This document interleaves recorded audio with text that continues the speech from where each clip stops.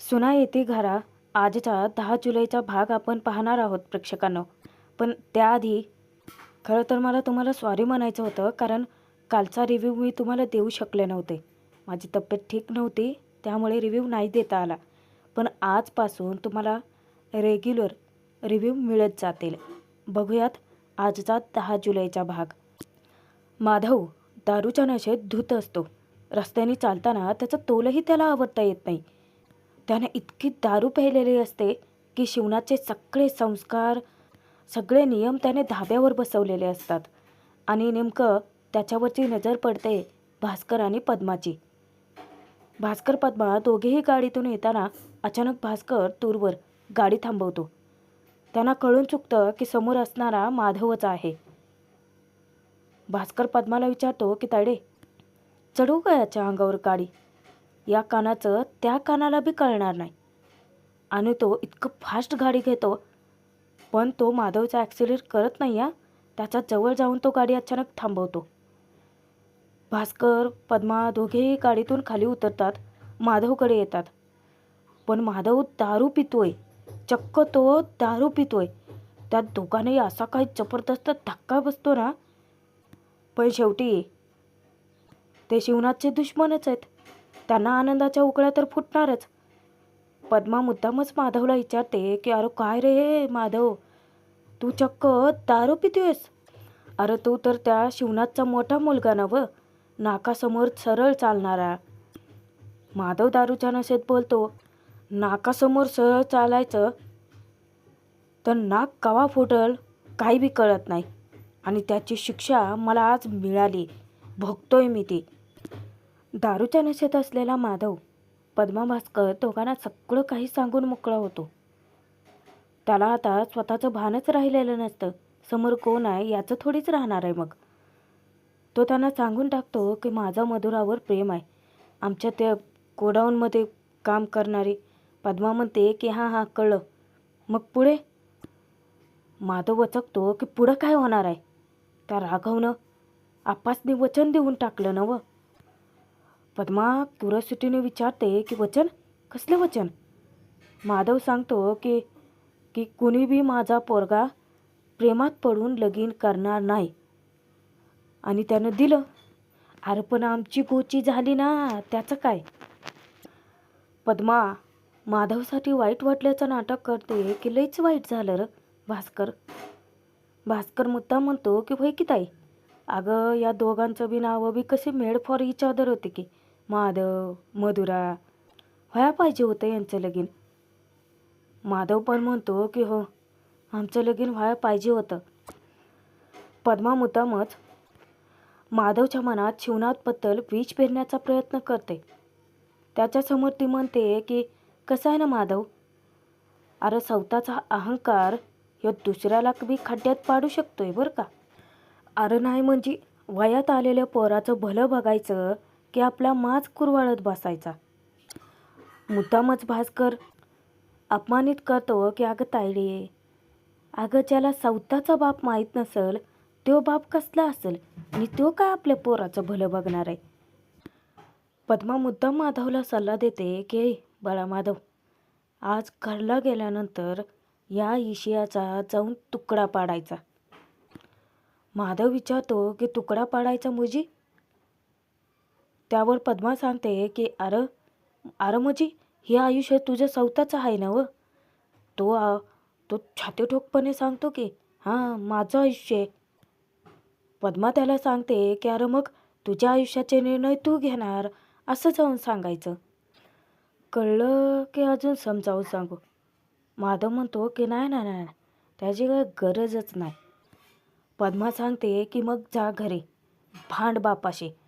तो सांगतो की भांडणारच आहे, मुद्दा सोडायचा नाही. पद्माने म्हणताच तो सांगतो की सोडतच नसतोय. आज म्या बोलणारच आहे, काय व्हायचं ते होऊ दे, धन्यवाद, जातो म्या. माधव दारूच्या नशेत बोलत पुढे निघून जातो. आता पाठीमागे पद्मा भास्कर दोघे असुरी आनंद साजरा करतात की माधवची अवस्था बघून पद्माला त्याच्यावरती हसू येतं. भास्करला ते आनंदाने सांगते की भास्कर, आज जे काही बी होणार आहे नवं ते समज आपल्या बाजूनेच होणार आहे. म्हणजे एकतरी याला दारूच्या नशेत त्याका ते गाडी तरी उडवल, नाहीतर घरी गेल्यावर ह्याचा बाप तर ह्याला फोडून काढल. काय म्हणत होता तो भिक्कारडा, की माझी पोरं म्हणजे माझा अभिमान आहे ती. आज त्याच्या एका अभिमानाला सुरुंग लागलाय. भास्कर आणि पद्मा आता शिवनाथच्या घरी तमाशा होणार म्हणून आनंदाच असतात आणि दोघंही घरी यायला निघतात. इकडे शिवनाथने वेदाच्या 2 वेण्या घातलेल्या असतात आणि ती इतकी रुसते ना, काय आहे आप्पा 2 वेण्या, अहो मी काय शाळेत आहे का, लहान पोरगी आहे का. त्यावर शिवनाथ म्हणतो की हायच, माझ्यासाठी माझी वेदा लहानच आहे. तिथे उमा येते. उमा तर इतकी हसत असते वेदावरती जेव्हा ती बघते की शिवनाथने तिच्या 2 वेण्या घातल्यात. आता वेदा तिच्यावरती रागवते की आहे उगं माझ्यावरती हसू न कसा, आप्पाने बघ की 2 वेण्या घातल्या त्या. उमा मुद्दामच तिला चिडवते की वेदा तू एक काम कर, आता 2 वेण्या बी घातल्या आहे त्या, आता शाळेत जा, उद्या चला आप्पासने घेऊनच जा. ती विचारते की आप्पासनी शाळेत कशा बाई जायचं आहे. उमा तिला सांगते की अगं आता 2 वेण्या घातल्यात म्हणजे शाळेचा ड्रेस घाल आणि उद्या आप्पासने घेऊन शाळेत जा. आता ती चिडचिड करते की आई उगाच तू बी हसू नका सा. शिवनाथा उमाला विचारतो की पोरं काय करते ती. उमा आता काय का सांगावं म्हणून गडबडीत बोलून टाकते की झोपले ती. शिवनाथ म्हणतो की बरं झोपले ती, बघून येतो मी. उमा त्याला अडवण्याचा प्रयत्न करते की ऐका की गाढ झोपले ते पोरं कशाला जात आहे. शिवनाथा सांगतो की अगं माझी पोरं गाढ झोपली जरी असतेली, माझ्या पोरानं बघितलं का मला एकदम छान वाटतं, काय आलोच मी. शिवनाथ उमाचं न ऐकता रूममध्ये तसाच भस्कन शिरतो. समोर फक्त एकटा श्री दिसतो, राघवशी कॉन्टॅक्ट करत असतो. त्यावेळेला आश्चर्याने शिवनाथ विचारतो की ए श्री, तू अजून जागा आहेस आणि राघव माधव कुठे आहेत. तो अचानकच चुकून बोलून जातो की बाथरूममध्ये. शिवनाथ विचारतो की दोघं. श्री विचार करतो की नाही दोघं कशी जातील, आप्पा बाहेर गेली असतेली. शिवनाथ इतका रागवतो की इतक्या उशिरा बाहेर पोरं. श्री चुकून बोलून जातो की ते राघव बाहेर गेलाय आणि माधवदादा त्याला हुडकाय गेलाय. आता शिवनाथाचा राग पारा आसमानाला भिडतो.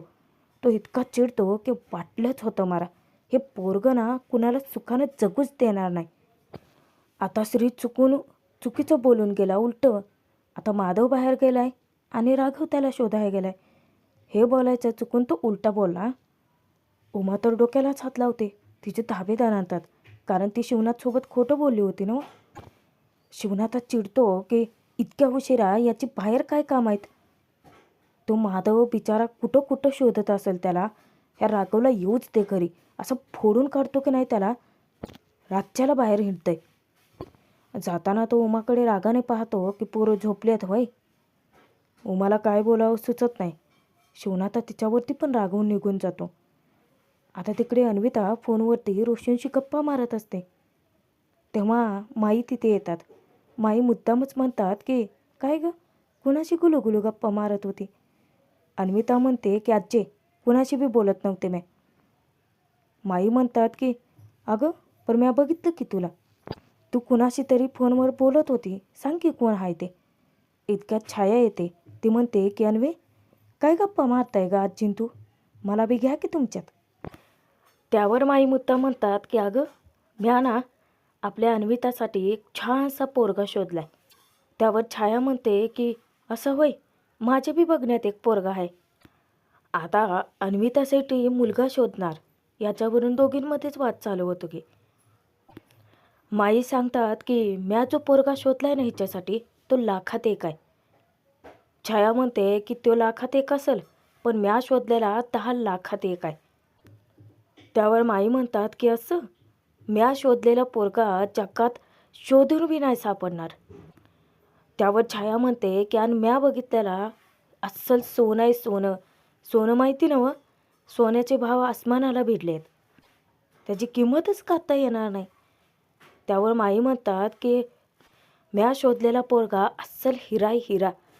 आता छायाची बुद्धी बंद पडते की ती विचार करते की आता काय पुढं बोलू.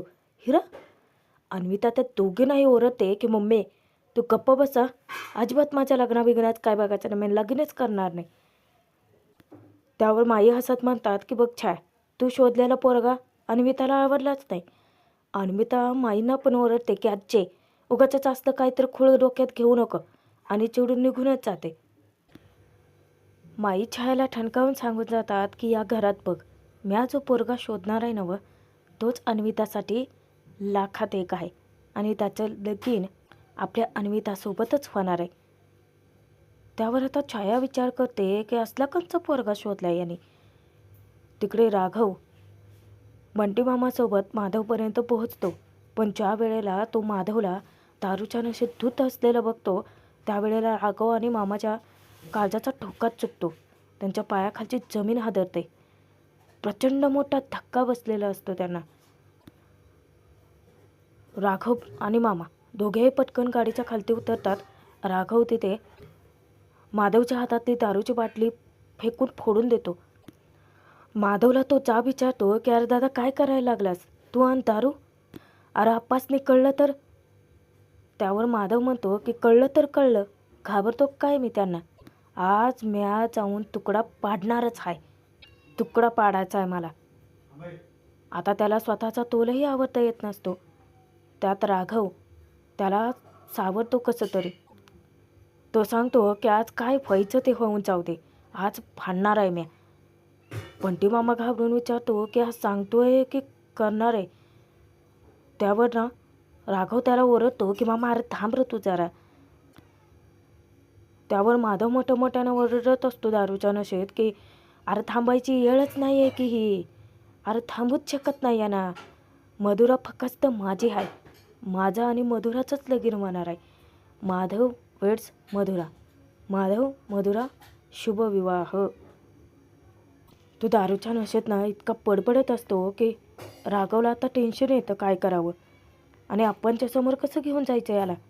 तरीही तो बंटी मामाला सांगतो की मामा तू एक काम कर, जाऊन पटकन रिक्षा आण.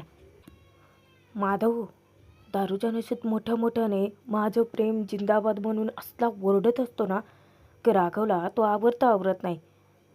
माधवला कसं बसं तरी बंटी मामा आणि राघव दोघेही जबरदस्ती रिक्षात बसवण्याचा प्रयत्न करतात. पण बंटी मामा आता घाबरतो की राघव हा जर असाच बोलत राहिला ना जिंदाबाद जिंदाबाद तर घरी गेलं की आप्पा याचा मुर्दाबाद करता येईल.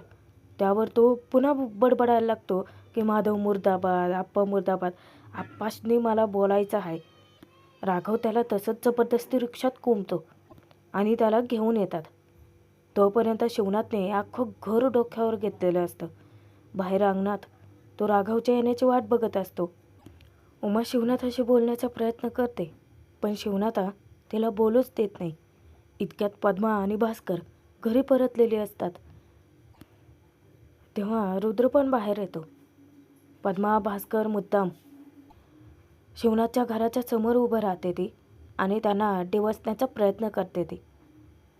श्रीला एकट्यात बघून पद्मा मुद्दामच विचारते की अय तू काय राहस, तू एकटाच आहे नाही म्हणजे तुझा बाकीचा अभिमान कुठं आहे ती. अरे अभिमान तुझी पोरं. त्यावर भास्कर मुद्दाम टोमणे मारतो की आता इडे अगं भटकत असतील कुठं तर रस्त्यावर बेवारशासारखं. शिवनाथा जाऊन बघ हा लवकर, आजकाल ॲक्सिडेंट लई वाढले ते बघ. ॲक्सिडेंटचं नाव घेतात क्षणी वेदा, उमा, श्रीधरच्या काळजाचा पार ठोकाच चुकतो. त्यांचं काळीच हळहळतं. अरे नाही म्हणजे बघ जरा एखाद्या कुठल्या तरी हॉस्पिटलमध्ये जाऊन चौकशी कर, नाहीतर तुझ्या पोरांना बेवारसचा टॅग लावून सोडून देतील मोकळं. पद्मा त्यावर मुद्दाम शिवनाथला डिवचते की हे मात्र बरोबरच बोलला बरं का भास्कर. शेवटी बेवारशाची पोरं बेवारस म्हणूनच घोषित होणार आहे ती ना, आणि बेवारशाची पोरं बेवारस म्हणूनच संपणार. आतापर्यंत शांत अपमान सहन करणारा शिवनाथ अचानकच रुद्रावतार धारण करतो. पद्माच्या अंगावर तो धावून येतो की पद्मा आतापर्यंत समजा ऐकून घेतोय म्हणजे काही बी ऐकून घेईल असं नाही ना. इतक्यातच राघव माधवला घेऊन येतो घरी. पण त्यावेळेला समोर शिवनाथला पाहिल्यानंतर त्यांचे चांगलेच ताबेदार आणतात की काय करावं काहीच सुचत नसतं. बंटी मामाचं तर फार घामच फुटतो त्याला. आता राघवला समजत नसतं काय करावं. अचानक त्याला शर्टाचा वास येतो. त्याने ज्या वेळेला माधवच्या हातून दारूची बाटली हिसकावून घेतली होती तेव्हा दारू त्याच्या अंगावर सांडली होती. त्याच्या लक्षात येतं आणि काय करायचं आहे ते बी लक्षात येतं. आणि राघव मुद्दाम मुद्दाम स्वतः दारू पिल्याचं नाटक करतो माधवला वाचवण्यासाठी. मोठ्याने तो दारूच्या नशेत असल्यासारखं बोलत असतो की आय लव्ह यू रिक्षा.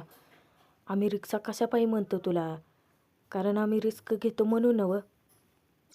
दारूच्या नशेत राघव काहीही बडबडण्याचं फक्त एक नाटक करतो. आणि त्याला असं दारूच्या नशेत आलेलं पाहून शिवनाथ, उमा, श्रीवेदा यांना जबरदस्त धक्का बसलेला असतो. पण राघवला त्याच्याशी काहीच फरक पडत नाही. खरं तर ना शॉकमध्ये असतात ते म्हणजे पद्मा आणि भास्कर. त्यांना वाटत असतं की दारू तर माधव पिला होता, मग राघव का नाटक करतोय. आता त्यांच्या लक्षात येतं की माधवला वाचवण्यासाठी हा आळ स्वतःवरती ओढून घेतोय. आणि शिवनाथचा रागसुद्धा. प्रेक्षकांनो, आजचा भाग इथेच संपतोय. पण पुढील भागात बघूयात की माधवला घरात नेऊन झोपवल्यानंतर उमा तिथे जाते आणि उमाला त्याच्या तोंडून दारूचा वास येतो. तेव्हा बंटी मामाकडून तिला सत्य समजतं की खरं तर दारू माधव पिला होता आणि त्याला वाचवण्यासाठी राघवने नाटक केलं होतं. उमाला इतकं वाईट वाटतं कारण राघवला तिने किती मारलं. तिला इतकं अपराधी वाटत असतं. जाऊन ती राघवला खट्ट मिठी मारते आणि रडत त्याची माफी मागते. राघवही तिच्या खुशीत चिरून रडायला लागतो. त्यानंतर दुसऱ्या दिवशी सर्वजण नाश्त्यासाठी बसलेले असताना माधव खूप उशिरा उठून येतो. तो सांगतो की माझं डोकं लई गरगरायला लागलंय, मी जाऊन झोपतो थोडा वेळ.